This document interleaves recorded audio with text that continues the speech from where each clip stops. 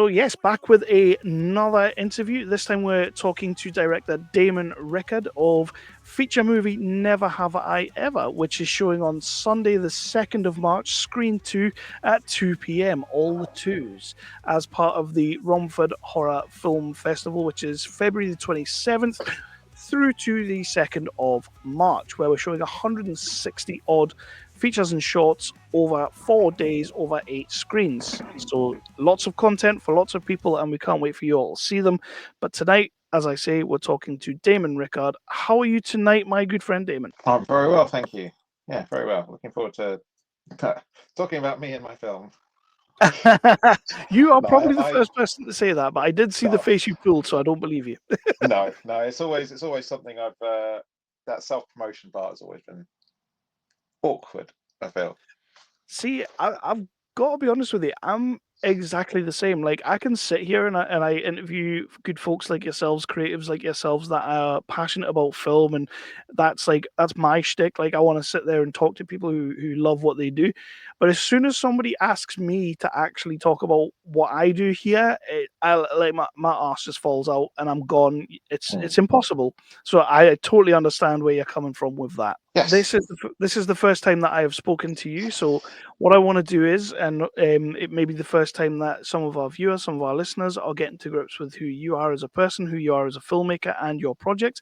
So first of all, nice simple question: what was it that got you into the filmmaking game, and why on earth would you do it? That's a very good question. So it's something I'd always wanted to do from when I was a little kid. But that was growing up in the times of VHS tapes, massive cameras, everything was super expensive.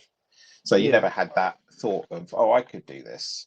And then it was actually when I was at Fright Fest, and later, a little bit later on in life, I started going in 2010. It was, I think, I can even actually remember the year, 2011. There was a short film there by Joe Begos, right. who went on and did, he's had a number of features play at Fright Fest. And it was shot with his mates in his flat, and there it is on the Empire screen in Leicester Square.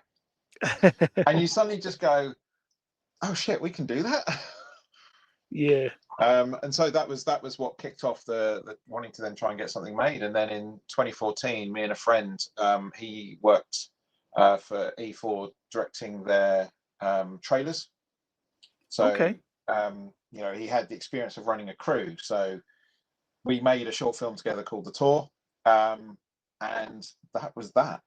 And I've been sort of like trying to pump something out every year since. Had a small break during COVID, and then came back with this. Awesome, awesome. And was there ever, obviously you loved film as a youngster, VHS era. I can totally vibe with that because, VHS was king. But was there ever a movie out there or a project out there or even a director that you kind of saw and you thought, yeah, when I can do that, that's exactly what I'm doing with my life? I mean, yeah, John Carpenter. I mean, The t-shirt.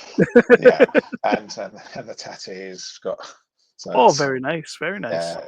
the thing transformed how I saw film. Um, when I saw it when I was 10, and at that time it was all whimsical comedies, and Yeah. maybe it's like something naughty that I was allowed to watch. I had seen a couple of horror films when I was a lot younger, when I was 7 years old, and I kind of was intrigued, but they were still quite intense for me.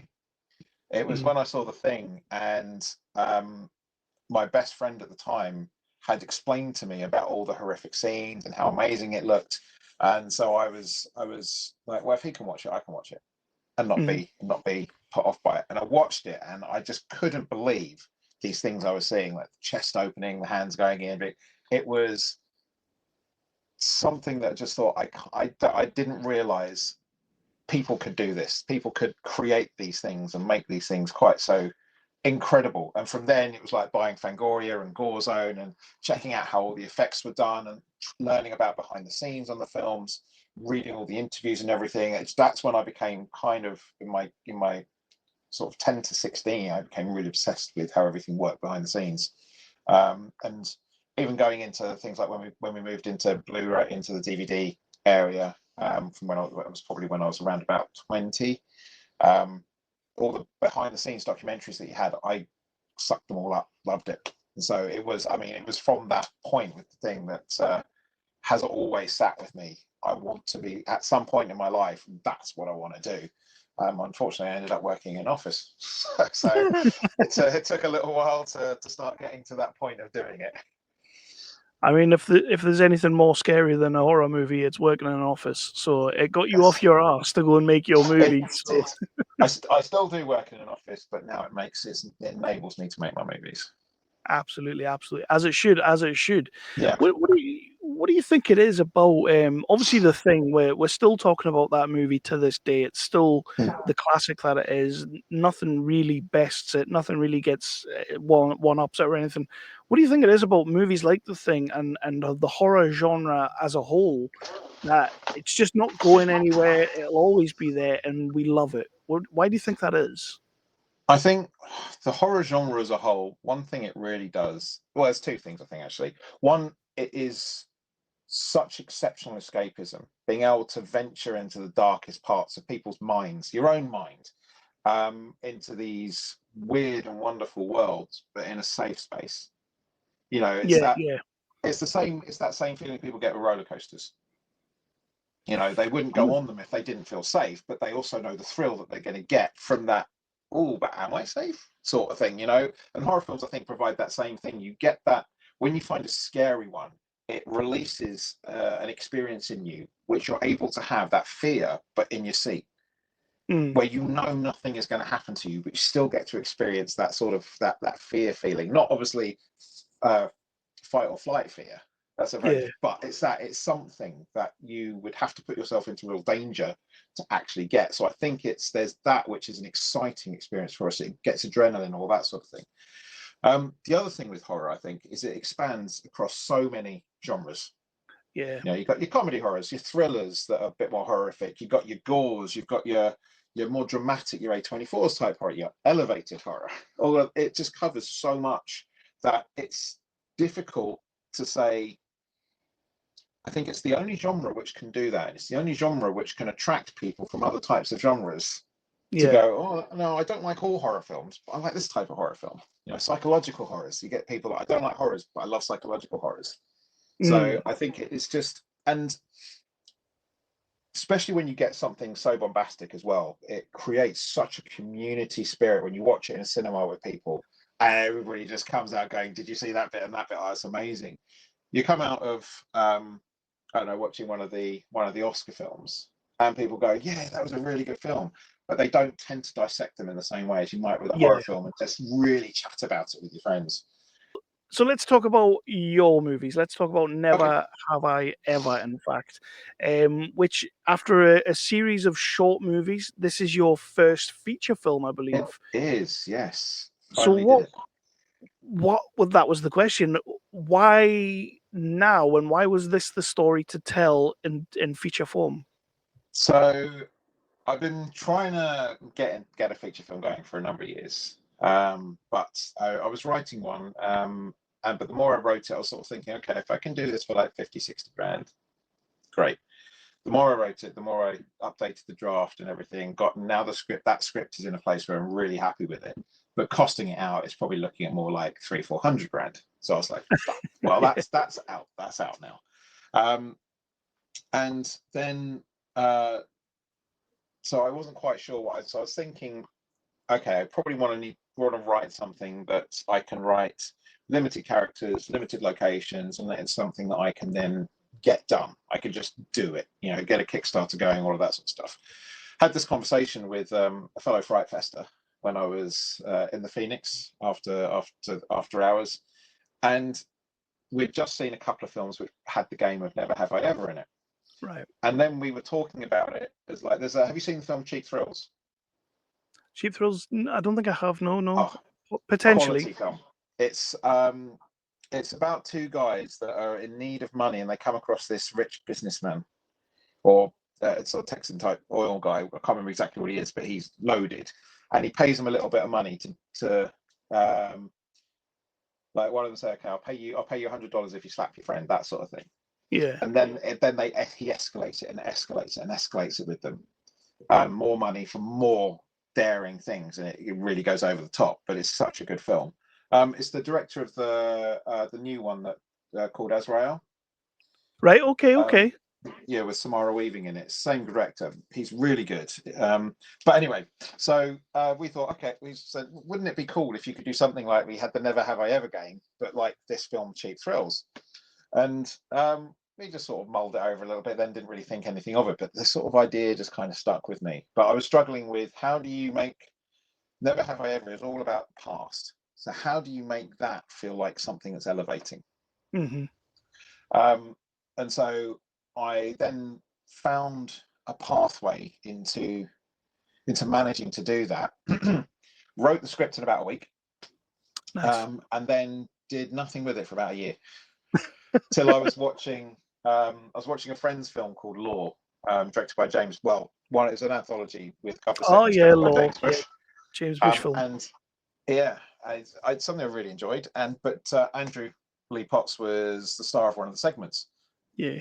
Hadn't been thinking about my script, but all of a sudden I just suddenly thought, that's my lead character. So contacted him, told him I was friends with James, said, if you want to check out that I'm genuine and stuff, just speak to James, he'll say. And he so accepted to take the script from me, gave me his email address, sent it over to him, and he really liked it.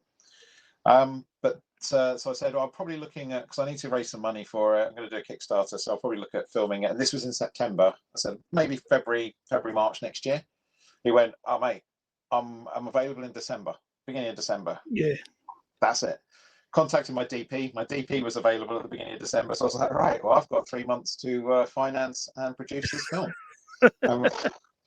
So it just suddenly felt like things were coming together for a reason, and so that's why it sort of felt like this is clearly the thing I need to do. This is clearly the story.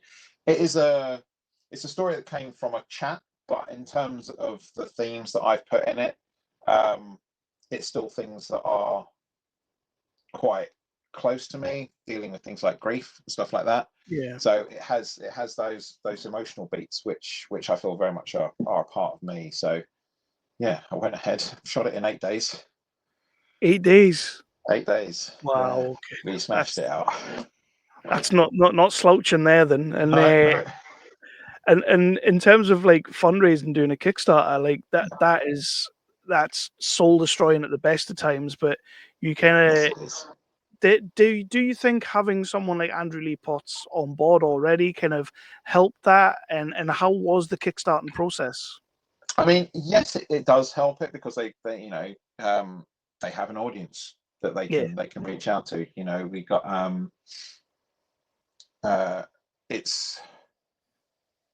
it's not the same impact as having, if you had somebody with like 15 million followers on social media, that sort of presence clearly would help a Kickstarter. But it's certainly raised it above the levels that I could get it.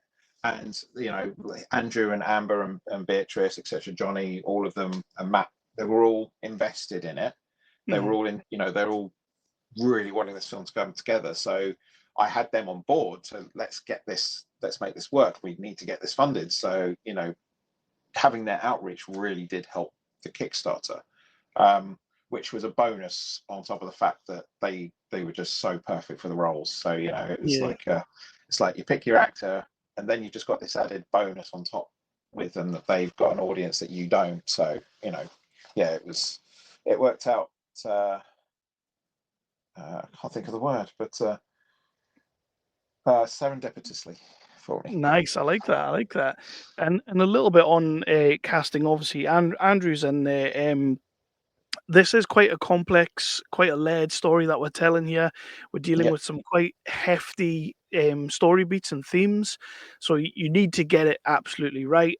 And Andrew Lee Potts is although he's playing a little bit against type in a way from what we're normally used to seeing him in. Yep. You then pit him against Beatrice Fletcher, who's, as we've seen her in countless other things, it's great seeing her in a role as meaty as this as well. How close did you work with the two of them to make sure that we were getting this right and we were getting these characters spot on? So with both of them, it was conversations that we had, and then there was a conversation we had all together to talk about how we wanted to do it, how we wanted them to play, how I wanted them to come across. So obviously, Beatrice has got that. She had to try and play a character in a certain way to then move it into another direction. You've then got a very similar thing with Andrew. He had to try and make what could come across as a very unlikable guy, but he needed to be likable. So there was those things that we played off. And one of the things I actually did with them is on set,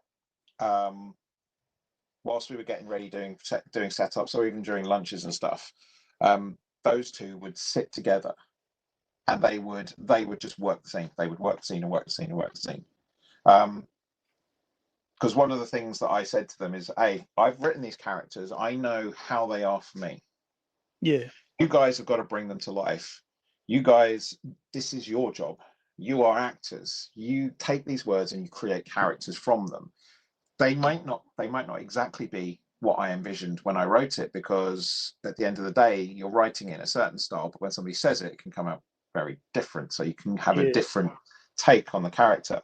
So I gave them like the boundaries of the character and what I needed the character to be to hit the points, the beats in the film, but then gave them that license to work together on it to get that chemistry flowing, to get the way they need to play off of each other going. And I felt giving them that sort of open space and that license to be able to develop it in their own way really helped them delve into the characters and actually bring them to life, probably more than I hoped for, really. And with that, kind of giving them that little bit of free reign to play, was there any moments that you maybe hadn't scripted or hadn't planned for that kind of just happened in the performance and you were like, yeah, that's staying and that's just gold? Yeah, I mean, there was some little bits where they changed dialogue and it just flowed a bit better. Yeah. I mean, there's a moment which you see in the trailer, so it's not giving anything away, where Beatrice really leans into the camera and delivers her "Never Have I Ever" really deadpan serious, and then looks at Andrew. Yeah. All that we had when we talked to her is just like the movement. That's all we've given her. We need you to move forward into the camera to this point, so so we got the focus correct. And then when she looked in one direction, and then as she delivered the line and looked at him, in my head I just went, oh, that's the trailer. That's that moment. It's just that is it. You just this. Sorry. No, go for it. Okay, I was just going to say, there's moments where even if you don't know the whole film is going to work, because you can't. It's some until you get it into the edit and stuff. It's still an unknown. But there's some moments you just go, oh, that was gold. That worked. And that was one of those moments. There was a funny moment that happened, which was completely improvised. And it's the moment where he first meets Mara, and she goes to sit down, and the barman, played by Johnny Vivash, is sort of saying to him, go sit with her. And there's just these looks that they give each other.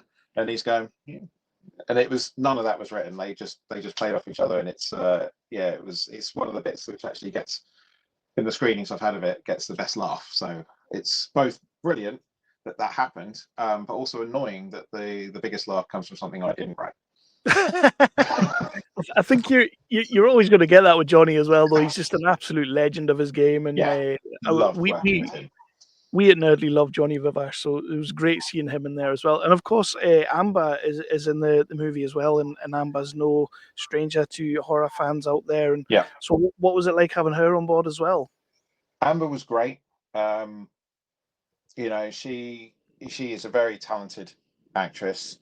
I'd obviously seen her in Winnie the Pooh, and without wanting to diss the film, I thought she was better than the material. You know, it's one of those where you know they know the film is, people in it know the film that they're making. But there was something you could see with Amber where it was like, I definitely could see her doing a more dramatic role than something like schlock horror, which I Yeah. love schlock horror, so I'm not putting that down. But you don't often see moves from those sorts of films into more dramatic roles. But I watched her reel, and I could see comedy from her in there. You could see the Yeah. drama from her, and so I was like, no, she's an interesting actress, and I think she could really hammer this role home. And Mhm. it was also, and it's something she's talked about in interviews herself. So it's something I would leave to her for talking about. But she was able to draw from experience. Um, Okay. Okay. yeah, so I felt that she gave it something. When I was doing the auditions, Amber really, there were some really good auditions and some people I was having a really tough decision over, you know, who am I going to go with for this role? And it's horrible to have to go out to people and say, sorry, you didn't get it, but your audition was great. Um, but there was just something she brought to it that nobody else did. You know, it's when you get that little, Yeah. it's different, it's interesting, it makes the character a little bit more complex. Yeah. And that's what Amber did for that role. And yeah, I was delighted to have her on. She was great to work with. 100% work with her again. And talking about things that she brings to the movie, whose cup was that? Because that cup is excellent. Oh, The the thing cup. dog in the movies. Oh, the dog in the movies. That one, yes. Because I forgot she has that one. Because Andrew has my thing cup Yeah, that he uses. The dog in the movies is my wife's cup. it's just a great prop, and Yeah, I actually had to pause on it because I was like, I love that cup, by the yeah. way. In terms of your movie, Never Have I Ever, how do you think this movie will stand out amongst other sort of psychological thrillers? Oh, that's a tough question. Isn't it? Um, yeah, I think I think mine has a sensibility to it that perhaps others doesn't. That might have been driven through um, the fact that I didn't have the money to do everything I might have wanted to do. There's a car crash in it I wanted to film, but I wasn't able to because I wasn't able to afford it. You know, I did want to move around a little bit more, but moving from location to location is time and money. So, Yeah. you know, had to really cut down to what I was able to do because what I didn't want to do, I wanted to pay everybody, so that was the biggest part of the budget, which meant sacrificing certain other things. But I didn't want to make a feature film where when you're doing shorts, you've got people for 2 days or one day, and it's much easier to get somebody to say, okay, I can do a Saturday for you for free. But when you're Yeah. doing 8 intense days, I didn't want to not give people their dues. So it was making sure people got paid and still trying to be able to feed and do all of those bits, but then have the money to make the film. So a lot of what I think my film has was through necessity, which Mm. sometimes isn't a bad thing, you know. And it gives it a sort of, at times, um,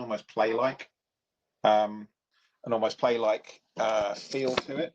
Sorry, my speaker's just gone battery low, so I'm just going to plug it in.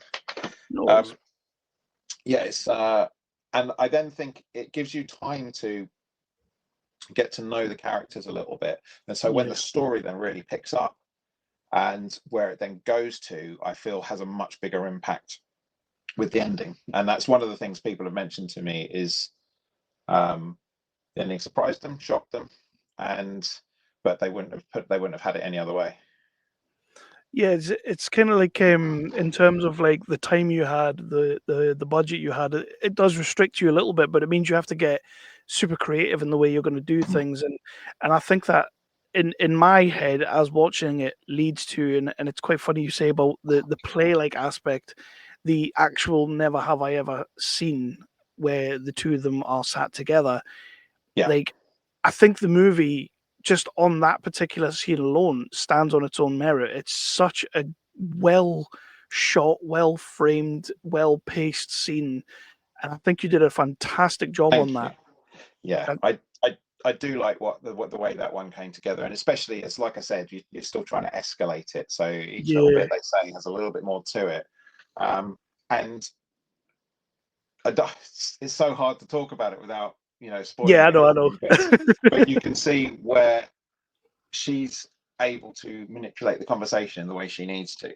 Mm, And yeah, I was really pleased, and really pleased with the way those two performed it. I mean, Beatrice, I thought, having come, like you said, she's done a lot of the horror stuff and a bit sort of a bit more, being in Cinderella's Revenge and films like that, that she was really happy to really have something which had the real deep character meat to it.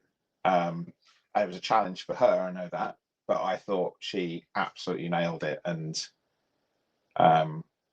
yeah, I genuinely didn't see Mara being as well brought to life as she was. So, because on the budget I had, you think it's going to be difficult to be able to do that, because I think in all independent filmmaking, probably one of the hardest things to really nail when you compare it to a Hollywood film I'm talking about here is the acting side of things. When you've got the time, the money, that you've got months of rehearsals, you've got months of shooting and everything, the actors are able to really hone what they're doing and get it exactly as they want it.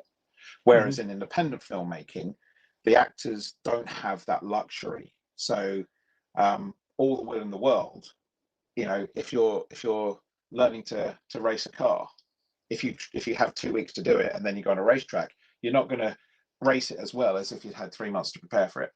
That's just a natural fact. So I think when you get those performances from people, when they really do deliver, it is something special, especially for a low budget film. And I was genuinely from all of them just like blown away what they gave to it. And I think they trusted me as a director to not make them look bad. So and with that, with this being a good experience for you as your first feature film, I like to ask the question of what is it that you maybe learnt about filmmaking that you weren't 100% honed in on while making this movie, but also, and more importantly, what have you maybe learnt about yourself as a filmmaker while making this movie? So I think there was a lot I learned about in terms of the acting side of it, in terms because going from a short to a feature is very different for what the actors need, what they require, how they operate. Um, even in terms of the way you shoot scenes. Mm. There were points where I had certain scenes lined up at certain points of the day, and Andrew said to me, "This is really confusing for me because I'm going to be in this sort of frame of mind in this shot, and then I need to be slightly different for this shot. So can we, change it around a bit?" And it made me realize that when I'm thinking my shots, I'm thinking of lens changes, I'm thinking of camera moves, I'm thinking all that sort of things to how I planned out my day. But then there is this, I didn't think of what the actor needs, where they're going to be in a headspace, and and that was eye-opening for me to have to think about those sorts of things as well. In terms of what I learned about myself is that I need to do less. There was a day when we were doing the exteriors where at points I was having to drive cast around to different places, Okay. because we just didn't, had to get them from one spot to another, and we didn't have enough cars sometimes, and having to pull too many jobs in one go that you're not necessarily able to concentrate on the one things that you really should be doing. And there was a scene which we were shooting outside, which because I had so many things I was having to think about, we had noise interruptions where I was having to try and figure out how to do them. We had, there was, I didn't have a first on the set, so I didn't have them able to sort out some of these problems. I didn't have another producer on set because she was having to do other work for me where Mm. she produced. So it was like she was having to split hats as well. I didn't have somebody dedicated to certain roles. And it meant that I wasn't fully focused on what my cast needed from me on certain points, especially when we were doing these exteriors. And I felt that I had let them adrift a little bit, and Okay. especially some during emotional scenes. Um, and so I learned that I can't give to them what I need to if I'm doing too much. So it was It was a learning experience for me to just know my limits. No, no, that's spot on. And the thing about filmmaking, especially indie filmmaking at this level, is it's all learning. And if you're not Yeah, learning something, then you've done something horribly wrong. So the fact that you are learning these things is fantastic, and it makes going forward a lot easier for you or a lot better for you. So yeah. with that in mind, what is next for Damon? Obviously, you've got Never Have I Ever doing the festivals right now, and a little bit of business talk in a second. I see you've got distribution as well, which is Yep. fantastic. Yes, very But, pleased. but what is next for yourself? So I'm writing a new script at the moment, which is going to be about a hit woman, but wanting to do it in the style of a slasher. Nice, So it's going to be it's not going to be a hit woman with a code or who is somebody you want to get on side with. It's Mhm. going to be a dark, nasty killer. Um, Nice, because I've seen, I love things like Dexter, but at the end of the day, they are killers. So I wanted to portray a killer as a killer.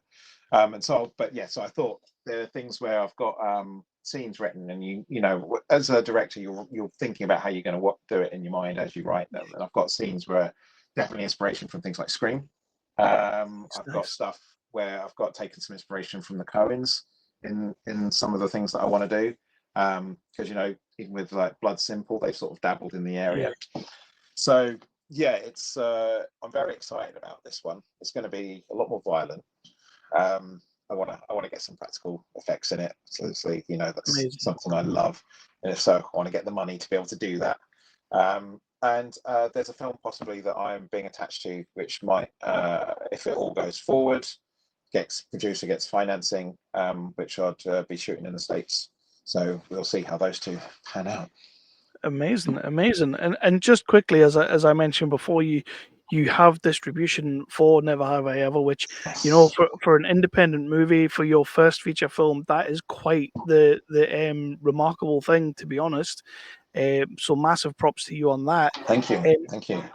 how does something like that look, and how did you manage to like, obviously not going too deep into it, but how did that process work?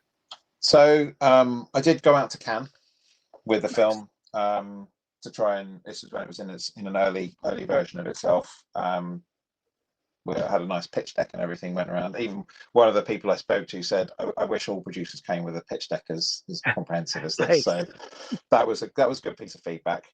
Talked to a number of people, made some connections, and it sort of my name the film seemed to get around a few places. No, it wasn't like certainly wasn't like a wildfire thing or anything, but a couple of people were talking about it. I ended up from Cannes with 3 offers. I then had another 3 where people had heard about the film, asked for screeners, and then came back to me. One of them was this company called One Tree Entertainment, Yeah. who I didn't meet in Cannes, but they found out about the film and approached me. And so many of these other distributors, I felt like they were taking the film and they would be shipping it out as part of a package of other movies that they would give to platforms and things. And so I felt like I was just going to be a catalog film. One Tree were very persuasive. They were like, we loved it. They talked to me about the film. They asked me about why I did certain things in it. They were so complimentary. And the things that they wanted to do were very much, the deal was very important to me. They're a new company. Could they get me the minimum guarantees that a more established company could get? I don't know.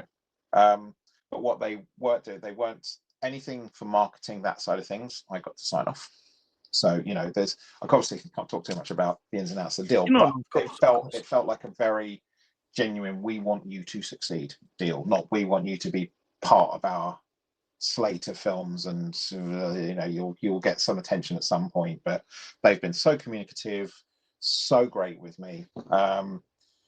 And yeah, and they managed to, they had direct distribution into the US, so it's been quite a whirlwind with this that I just didn't expect to be at this point with the film. So I mean, even the poster behind me, they took my idea for the poster and just elevated it.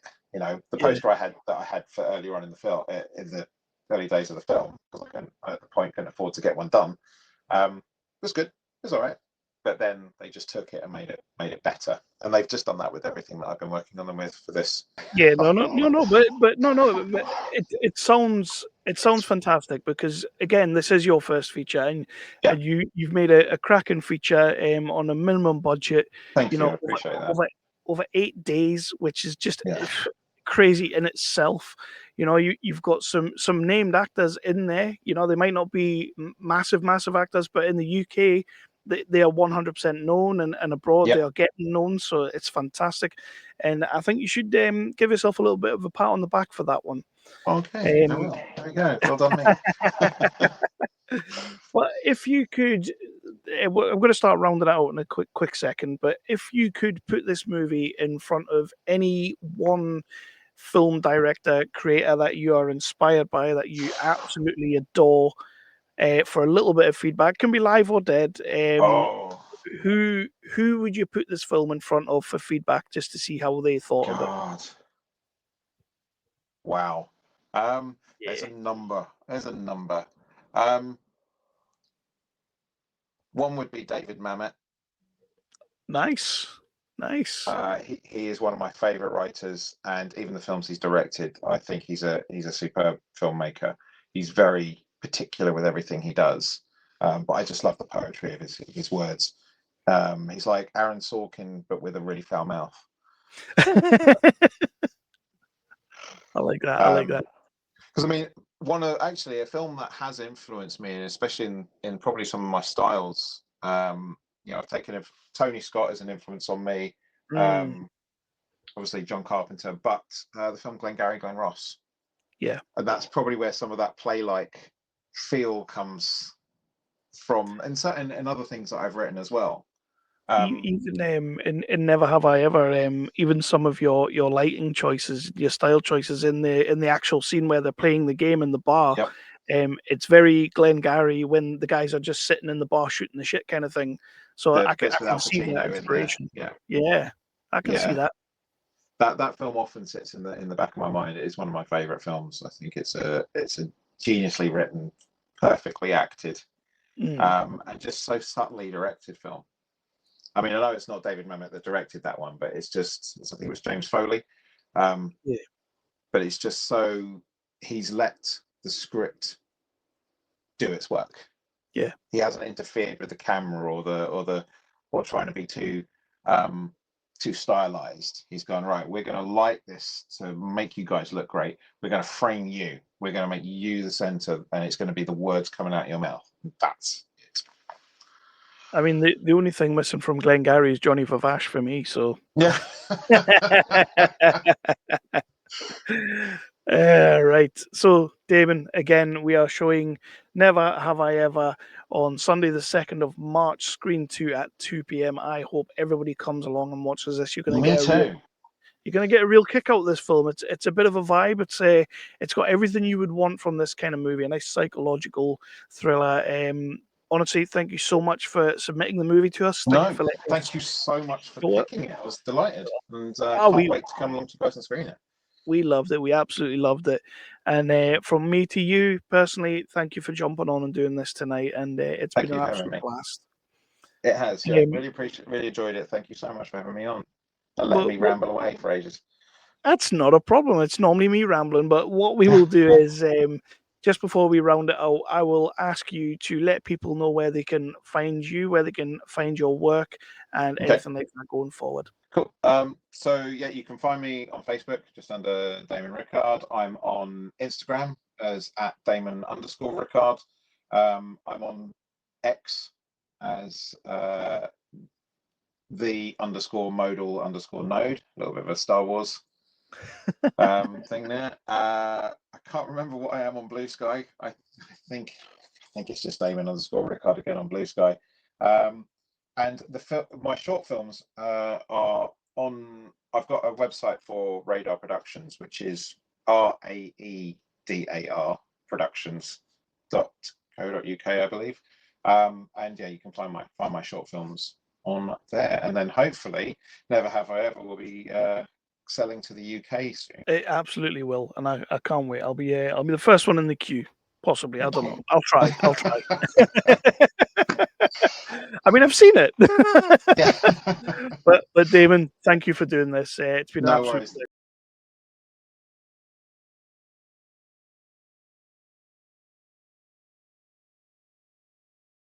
Super excited to be talking to director David Yorke, who is showing 2 shorts at the Horror Festival. We are showing Safe on Friday the 28th, screen 8 at 11 a.m. as part of our super shorts, and Nervous Ellie, Friday the 28th again, screen 3 at 2 p.m., part of our short, sharp shocks. So we've got 2 there for you. Remember, everybody, the 27th of February, right through to the 2nd of March, we're showing roughly about 161 new films.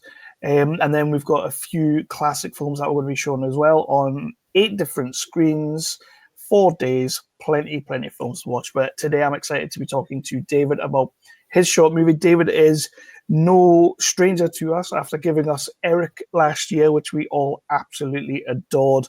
How are you today, David? I'm really well, thanks. Thanks for having me. It's great to see you, man. It's always brilliant to see returning directors, returning creatives. It's what we love to see at the festival, and everybody got a kick out of Eric last year. So the first question I'm going to ask you is, how is little Eric doing? Is he okay? Is everything good? Eric is played by Jane. I believe she's doing very well. I think she's getting more and more work. I'm hoping that Eric, really got her out there, and all the offers coming in and giving them more opportunities. That's what we love to hear. That's what we love to hear. So, first of all, I have met you before and I have spoken to you before, but I like to treat these interviews, these little chats, as the first time somebody is discovering you, discovering us, discovering your work. So, what I like to do is start with a little simple question of how you got into the film industry, and more importantly, why on earth you would do it to yourself. I keep asking myself that every single day.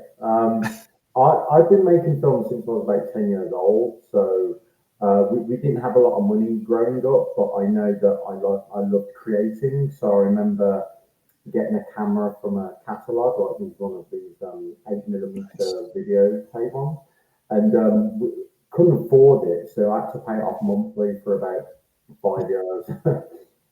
And me and my friends would just get together and just make stuff, and it was one of those cameras you had to edit on the camera, so you had to shoot them. Oh, nice. And I think that taught me a lot about editing. I've edited a lot of my own films as well, which was really useful. But it was some of like the best times because there was no stress, there was no deadline. You and your friends just getting together, just coming up with stuff. And funnily enough, it was a lot of horror stuff we'd make, even though I've made a lot of dramas. It's sort of like I had a little break from horror.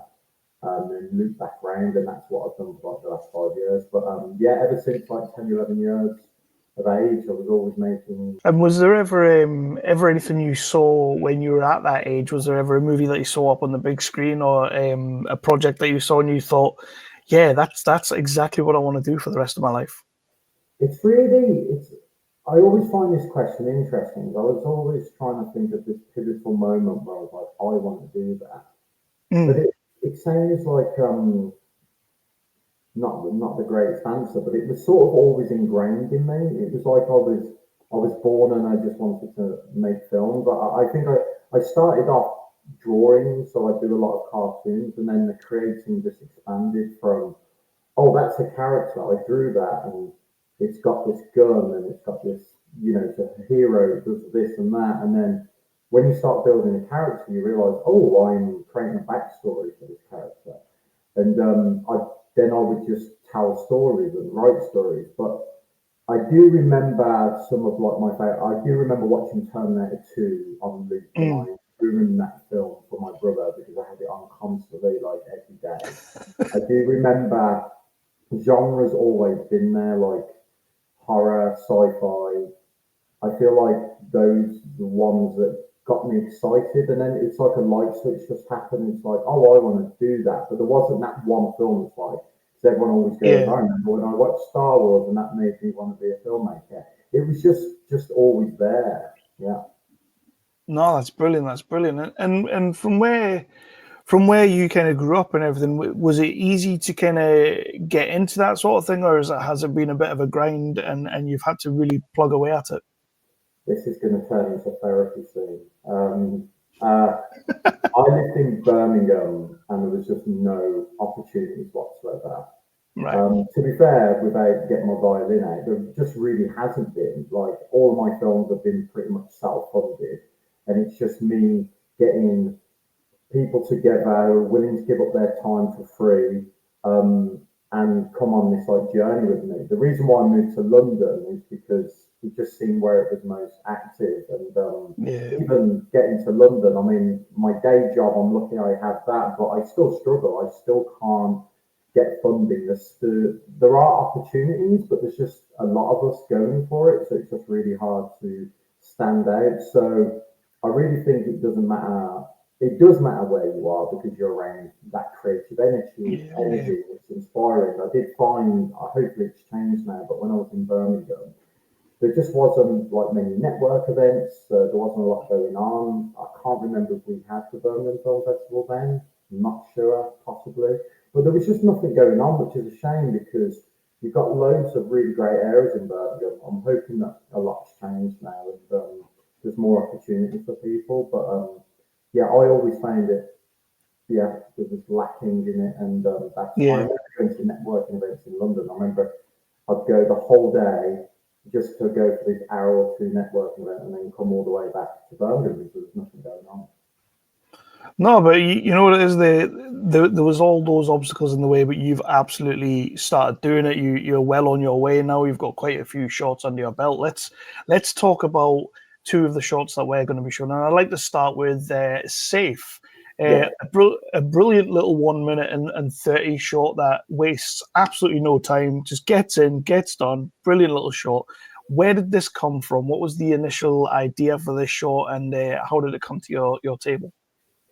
Well, funnily enough, it's one of those films that feels like when you're back being a kid and you're getting everyone together. I'm part of like Back to Connect, and it's not like this official like scheme, but some of the people on that, they basically created this like this brief to do a micro short, like a 60 second.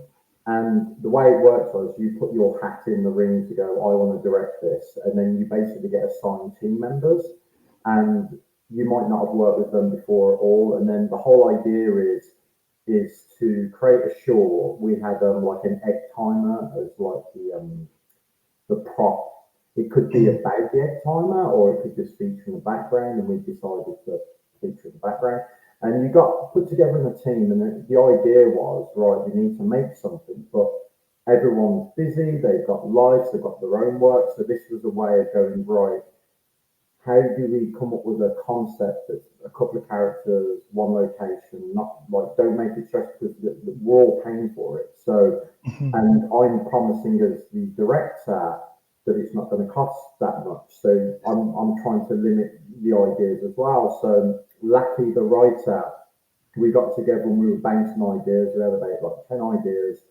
And I knew that genre always just plays well as a short. And I said I wanted something that started off as one thing and became another. And I knew it was going to take place in a house, maybe have another location. But I wanted to, without giving too much away, it's a bit of like a rug pull, I guess, like just trying to misdirect, mislead the audience and just have fun with it, but lean into those tropes because, you know, very much like Guy in the Mask. You've seen it a million times, but I wanted everyone going, oh, here we go, another slasher, and then try and trick them. And how do you kind of balance that? Because it is a little bit of a horror comedy of sorts, which you're quite well versed in doing, and you seem to gravitate towards that kind of genre, if you don't mind me saying. No? But how do you kind of balance that the suspense with a little bit of humor, but still managing to get that, as you say, like that rug pull, that payoff? Yeah, obviously it always comes down to the script. It's reworking it and just seeing if it works and like lands. And then when you get everyone together, it's like because I'm an editor as well, I kind of think of what we need, and then when like when you're in the edit as well, I didn't edit this one, but like you with the music and sound design really helps. You know, Yeah, we'll have like it's a bit sneaky really, but if you have like a rise in the sound design and then it just goes to like silence, that's always like you're almost telling the audience, oh, this is the point where we've got you. You're okay to laugh now. yeah, And it happens a lot. I mean, we're all influenced by a lot of like TV and films, and it's a little trick that's been used many times. And I do, I'm not like I'm not going to lie. Like we all sort of use the tricks and in terms of like sound design and music and stuff like that. But I always try and have a character driven story, even though it's so quick. Yeah, I want you to feel like you already know a little bit about these people once this particular moment happens, and you almost go, "Oh, I could imagine what they're like after this song is over," and things like that. But it is a tricky balance. Don't get me wrong. I mean, we've done a 60-second version, but the one that you guys have seen is 90-second version, just because okay, just I did that in mind. Like the 60 worked perfectly, but I wanted the 90 to breathe a little bit, and they have a little bit more of a dialogue. Again, I don't want to give too much away. I'm hoping people watch it first and then maybe see this after. yeah, But yeah, it can be a tricky balance, and you don't know until you've nailed it until you see it with an audience. And Eric has played really well. It's one of those that I always say to festivals that it's an audience pleaser. Like if you're at home watching it on your laptop, it's fine, but it yeah, plays so well. And I've been fortunate enough to have Safe and Nervous Ellie, which we'll talk about shortly. Like being with an audience, and they always play really well. Sometimes like yeah, ridiculously over the top well, and then they always get laughs and always it's a really good crowd pleaser, and it's you can never experience that when you're just watching it on your laptop at home by yourself. That's why I always think like whoever picks the films, they're just going on their opinion, and it's a shame that they don't get to experience it with the audience yeah. before they go, this is a selection or a rejection, I know with Safe as well, when you get that little tiny sting, obviously no spoilers, but when you get that little tiny sting just before the black, it kind of fades out to black, Yeah, whatnot. That was one of those moments where I did watch that and kind of thought to myself, that's going to play really well. People are going to love that. And so, yeah, I know exactly what you're saying. But let's jump on to Nervous Ellie, because I loved Eric, as you know, we've spoken about it, and I thought it was excellent. But I think Nervous Ellie may be my favorite David Yorke project. Yeah, I think as a director, this shows a ton of your strengths. It really does.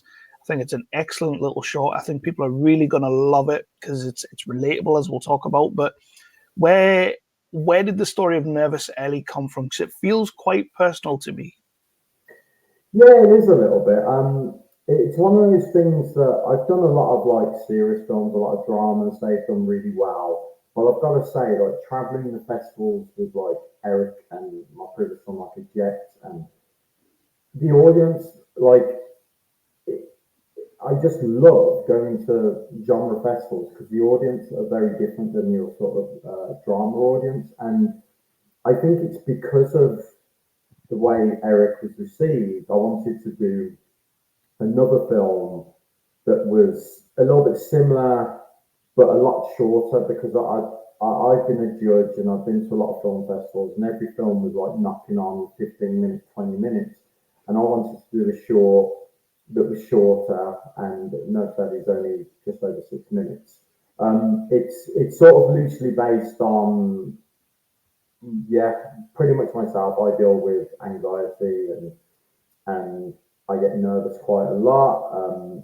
And I know a lot of people do. I know it's quite relatable, and it was also my experience on like continuing the theme from Eric, the sort of whole dating thing, and how you sort of have that one impression, Hmm. and if you kind of fail on that, then a person could miss out on potential relationship. Or it doesn't even have to be about dating.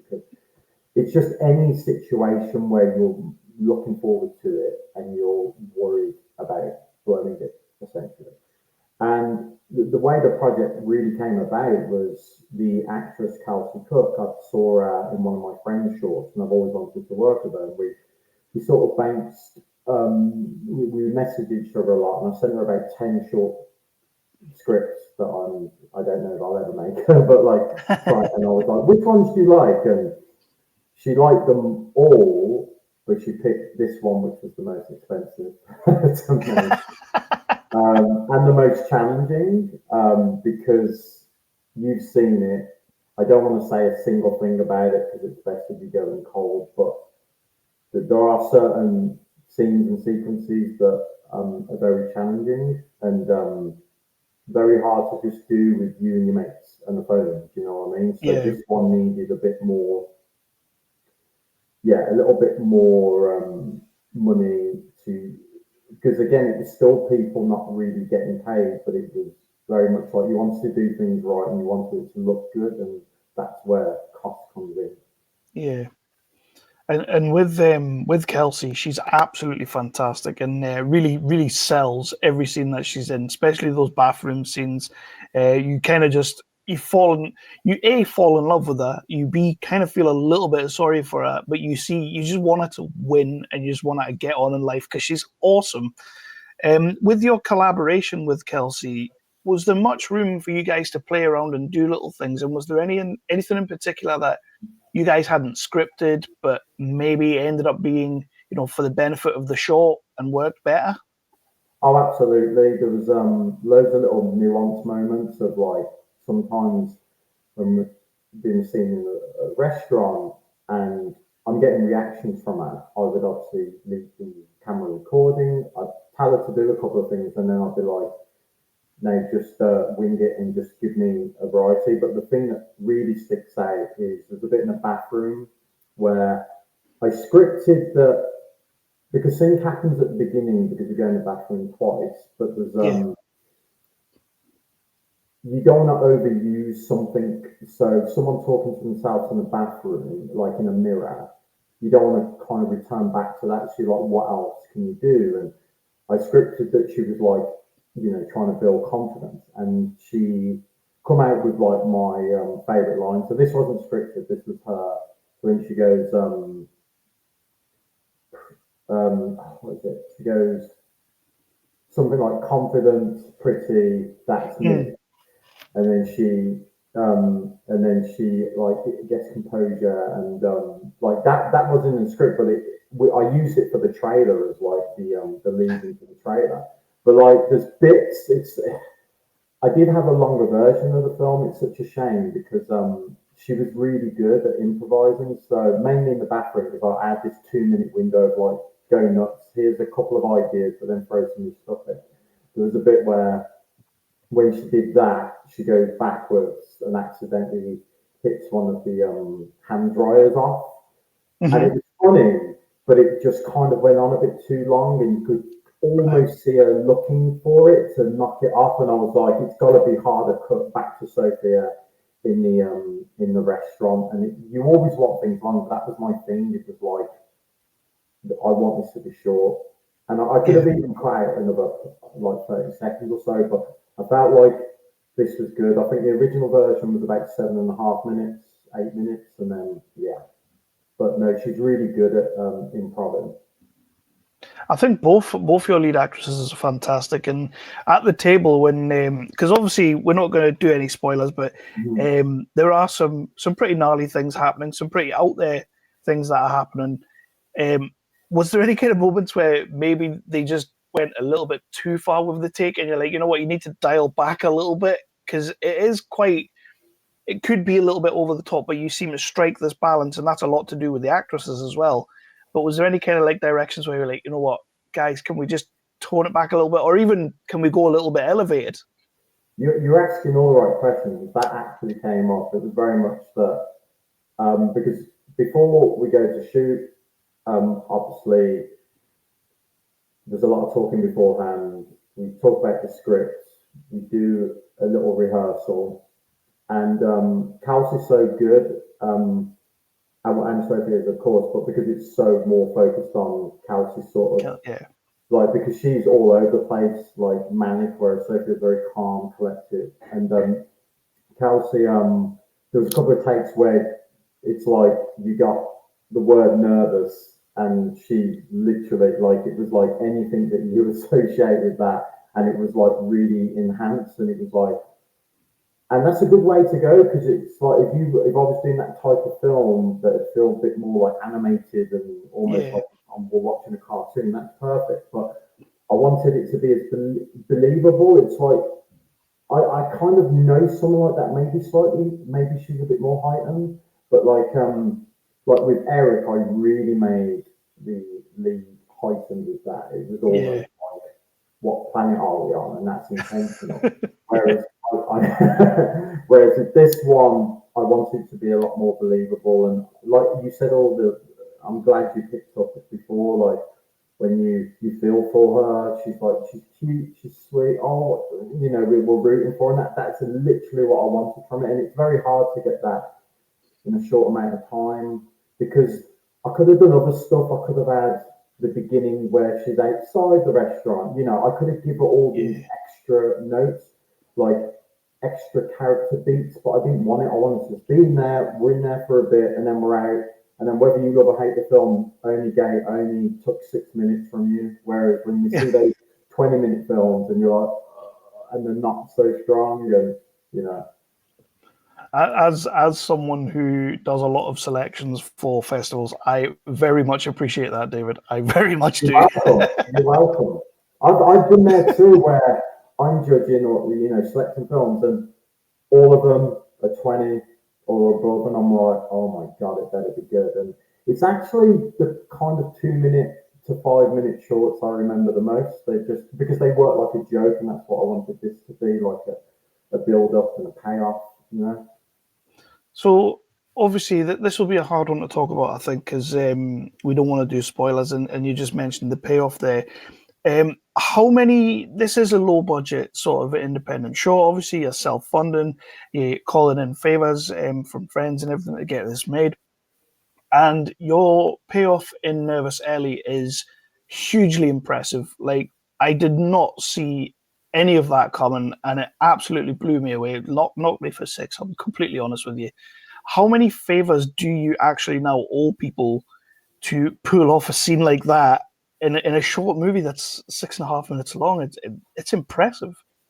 Yeah, everything. I'm lucky because I think because of the current state of the industry at the moment, that a lot of people aren't working and they just want to work on stuff and they want to create, and everyone's still building reels. And sometimes people are working a lot and they're like, you know what, I'm a bit bored of just doing corporate or adverts. I want to, help out. And I owe most of it to my DOP and producer, Phil Beastall, because he's got a lot of contacts. We've worked together on so many. He shot Eric, and we've done music videos together, other short films, and we've built a really good working relationship. And I really feel that it just wouldn't have got made without him, because they're doing him a favour, but they're doing me a favour. They like the concept. We all talked it through, but it's his passion and drive. I mean, that's why I always say, like, you can't do anything by yourself. And with him on board, it got made, and it's been a similar thing on other films. Like, I'm always driving, but it gets a bit tiring and you can get a bit lonely because you feel like you're doing it all by yourself. But all it takes is this one personality to just get everyone together. Do you know what I mean? And we sort of just pulled in all our own contacts. And Kelsey has worked with Phil before, and they've already got a great. And I think that helped as well. Me and Kelsey would have worked together regardless, but I think it made it probably even more enthusiastic, because she's like, oh, I've worked with that guy before, so it's more familiarity. And but yeah, I owe a lot of favors. I always owe favors. I always try and help out people when I can. Yeah, of course. I have very limited skills, so I could run on your film, but it's usually writing, directing, or a little bit of editing. But yeah, I owe people a lot. It's just hard. I can't wait till the day where there is a budget and everyone can just get paid, because it's like you try and keep everything as small as possible because it's coming out of my own pocket and it's hard. And then obviously you get the festival submission fees after. And one thing that I always tend to ask is that creatives can tell me everything that's wrong with their movie when they see it up on the screen. And I normally ask a question about what are you most particularly proud of, like a scene that you think absolutely smashed. But I want to retcon the question a little bit for you, because I feel like it would most likely be the payoff scene in Nervous Ellie for you. It looks fantastic, it looks amazing, but I want to know, when you've been, and you mentioned before about being in the screen and seeing it with people, what kind of reactions have you been getting from people in the cinema or from people coming up to you after the film about like payoff scenes like that? What kind of reactions have you been seeing? I've had a variety. It's been weird, actually. I've had people, I don't know if you've ever had this, you kind of talk to them before the screening and they don't really know you, and it's kind of, hi, and blah, blah. And then after they see the film, they're like, oh my God, I've just followed you on Instagram or something like that. And it's like, oh, you want to talk to me now? That's always interesting. I've had people that have found it emotional. I've had, which is weird, it's never intended. I've had a couple of women come up to me and like said, oh, I was crying. I was like, you sure you watched the right film? Which just really baffled me. And then I started to go, oh, I get it. I get why it's affecting you. It was not intended to. It's one of those shock moments. It's not more like, I wanted you to be emotional about it. But that's what I've had people go, it's like, whoa, that was cool, or I was not expecting that, or it got me emotional. So I've actually had quite a mix, which I wasn't expecting. And again, you only can get that from when a crowd of when it's played in like when it's been screened to an audience, which it always informs you and helps you for the next project, because you kind of go, oh, well, that works, and you know what I mean, and it really helps. So yeah. Well, I think it's. I think Nervous Ellie's a fantastic show. I really do. I loved Safe as well. I loved Safe for the short, sharp shock value, short, sharp shocker value of it. Like, it is, it's a great little short. But Nervous Ellie, like you say, as impressed as I was, I did also feel a kind of way about it, because it's hugely relatable, and I was kind of just sitting there going, actually, that's quite impressive in the fact that you've visually stunned me, but also emotionally kind of rocked me a little bit. So I think you've done a fantastic job there. If you could show Nervous Ellie to any director or creator out there that inspires you for a little bit of feedback, who do you think you would show it to and why? That is really tough. There's so many directors I admire. It's weird because you kind of want to show it to someone like a director that's within the same genre. Because one of my favourite directors of all time, you wouldn't expect it, is Richard Linklater, like the Before trilogy and Boyhood, some of my favourite films of all time. But then it's like obvious ones like John Carpenter has always been a biggie, and like Ty West, and I would. I mean, John Carpenter would be a good one. For you knowing the reason, without giving absolutely anything away. But he's too busy playing games at the moment, so he probably wouldn't care. Which I admire that and respect that. He's done some of the best films ever, and then he's just played video games the rest of his life, which is great. Yeah, maybe it would be good to take someone not in the same genre. Yeah, maybe someone like Richard Linklater would be good. It's so different, but that's what I like about his work, because he makes so many different types of films. But like, I would love someone like James Cameron to watch it, because he's one of my favourite filmmakers. But yeah, it's always tough to know, because you want them to know, no, I can do different than that. If you know what I mean? I'd like to think that I do. Even though like Eric and Safe and Nervous Ellie, I would say are probably tonally in the same playground. Like, a lot of my other stuff has been very serious and drama. I like mixing it up, essentially, which is I might do one more short that's very much like Nervous Ellie, but the feature I'm trying to do is very like dark and there's no humour in it whatsoever. Well, that was going to be the next question, and I guess you've kind of answered it there. But when can we expect to possibly see a David Yorke feature, and what does that look like? Well, I've been trying for like over 10 years. I've written 6 features. It's one of those Wow. that, yeah, I mean, I've got them sort of ready to go. Like one of them is the feature version of a jet. And you want to try and give it the best chance possible. And Yeah. it's like years just slip away. It's like not like naming or shaming anyone. It's like I'll get a producer on board and we'll develop it for a year. We'll apply for all that funding. And then the producer's like, I can't commit anymore. And then you wait another year and then you bring another one on. And then you go, well, shall I, because we always hear this advice, shall I just go out and do it? And then the worrying thing is a lot of people will make features and then they can't sell them. So not only is it the hardest thing getting it made, but then it's the hardest thing getting it seen.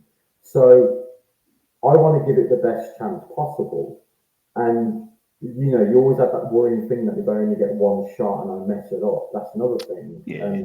But like I know I'm in my head a lot about it just because I've met so many amazing like directors and first time directors where I've gathered up all this advice and a lot of it's conflicting, like a lot of it contradicts each other. But because there's no one way, and that's the main advice you always get, which is it worked for them, but it might not necessarily work for someone else. And you can spend so long trying to get a feature made, and then suddenly 3 features come out that are very similar to yours, and you're like, do I abandon that? Do I tweak it? Like, you know what I mean? So, but there is one that I'm working on now. I have been for like 3 years, and we do have a little bit of funding. It's until I'm there physically shooting, I can't go, oh, it's, you know what I mean? Yeah. It's happening. I've got that intention of like making it, and I would like to shoot it this year. It's just the support, and without getting all negative, it's just the state of the industry at the moment.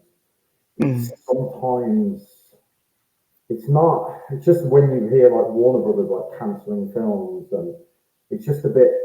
It's not like that. Oh, I'm really excited to make something because you're kind of like, well, it could just then get dumped on streaming service and no one sees it. And like, I'm just being realistic about it. I don't mean to be negative about it. I really want to make one, but it's just, it's a bit concerning and worrying of like, once you've made it, what will happen and if anyone wants to buy it, because everyone's trying to get the cheap deal. But anyway, let's not be negative. My main aim is to do this. I'm very excited about it. It's very different. The way I've been pitching it is like Blue Valentine. It's raw. It's basically toxic relationship, but with cannibalism.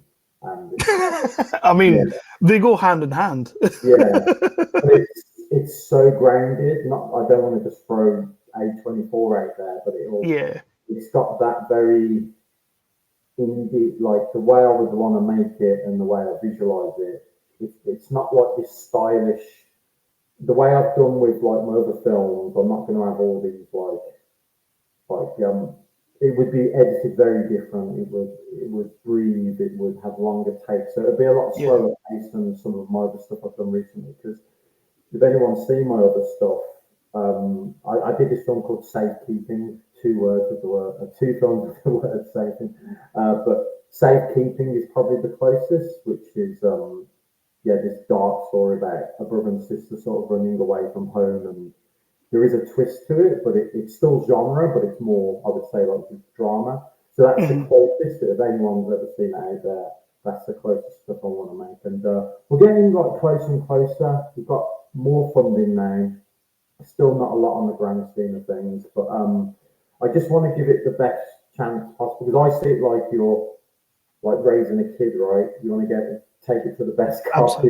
You don't want to go, good luck, kick them out your house, like sort of thing. So I'm just trying to give it the best chance, because the last thing I want is I come back to the editing of it and I'm like, what have I done? Like, oh no, we should have done this, should have done that, should have done that. Well, Well, David, if anybody can, I believe it is you. I think since 10 years old, you've had that passion and you've been making films since then, and you still have the passion now, even though you acknowledge it's a very hard industry to be in right now and it can be quite negative, but you still have quite a positive point of view from what I can tell. The Romford Film Festival, we love all the shots you've brought us so far, so we know that you're going to be able to do it. We're going to start wrapping out a little bit now, but first of all, before we do that, what's next for the likes of Safe and Nervous Ellie? Where is there any more festivals it's playing at? Where can people see it? What happens after the festival run with these shots? And then we've already spoken about trying to get the feature off the ground, but what's next for David as well? No, I just want to say thank you as well for having me on this and showing my films over the years. It always helps exposure to your work. It's just getting it out there, getting it seen, and it means so much to me. I want to keep having films play in a cinema with a live audience, because when the pandemic happened, there was that fear of it always going online, every festival going online, and so yeah, thank you for showing all that. For me, what's next is so I'm waiting to hear back from a lot more festivals with Nervous Ellie and Safe, because I kind of got in the ones around the September, October, November time, and then there was that sort of like a lull. Then you wait for the next lot to hear back from. We'll be playing in Beeston soon. That is, I believe, in March or April. Got a few more which I can't announce just yet, but then waiting to hear back from a lot more. Again, we're trying to put it online, so I've got like Eric and Eject on Arrow Player, if you're aware of Arrow Player, which they've been really good to me, and they're such a great platform. It's a shame it's not. If it was more known as like Netflix, it'd be great. You know what I mean? But for us genre fans, it's a really good source to watch new shorts and features, and their standard is amazing. They've got a lot of great stuff on there. It's always tricky to know. Like, I still have yet to get a film on Alta. I would love a film on Alta. They keep rejecting my films. I'm not bitter at all.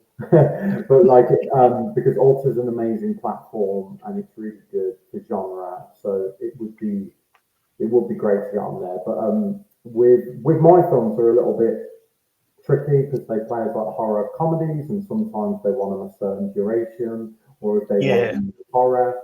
So that's tricky. So I don't know yet. I do wait. I will wait a little just to see, because obviously some festivals don't like it when you go straight to putting it online. Because that's the annoying thing. You've got to wait. You make it, and then you've got to wait a year and a half before the whole public can see it. Some festivals want that exclusivity as well, don't they? So but it's been like the best time. Like last year I was in like Utah and Amsterdam and many, but like it's just been really great. I would love to just travel with it for the, it's my favorite part, just going out there and traveling. So yeah, a few more places to come. And then while they're doing that, I might do this other short, which will be with Kelsey again. Hopefully, if it gets made, it's an interesting story of how it got made, and it all come from just a text message. So that would be really great if we got to make that. We'll see, but it's a fun one. It's very, very much in the same, probably closer to Eric, but it'd be a lot of fun. But yeah, the feature's the main thing. So script written, there's a treatment deck. I've got like an audio version of the film that I recorded. Some actors that basically did a table read of it. We've got some funding, and it sort of has to be done. Because you can't just keep talking about a project forever. So so that's the main objective. But other than that, I mean, I've got so much stuff I would love to make, but and you've spoke to so many filmmakers, it's just hard to get them started and going, and you've got to be a bit more selective as you get older, because people giving up their time and favours, especially my age now. Everyone's got families, they don't want to give up a weekend to help you on your short. Right, David, Thank you so much for submitting your shots to us. Thank you for letting us see them, and most of all, letting us show them up on the screen. Thanks again for doing this with me today as well. It's been an absolute blast. I look forward to people seeing these shots and then coming back and watching this interview and seeing the man behind the passion. So thanks again for doing this. We can't wait to show these movies at the festival. Thank you so much. I really appreciate it.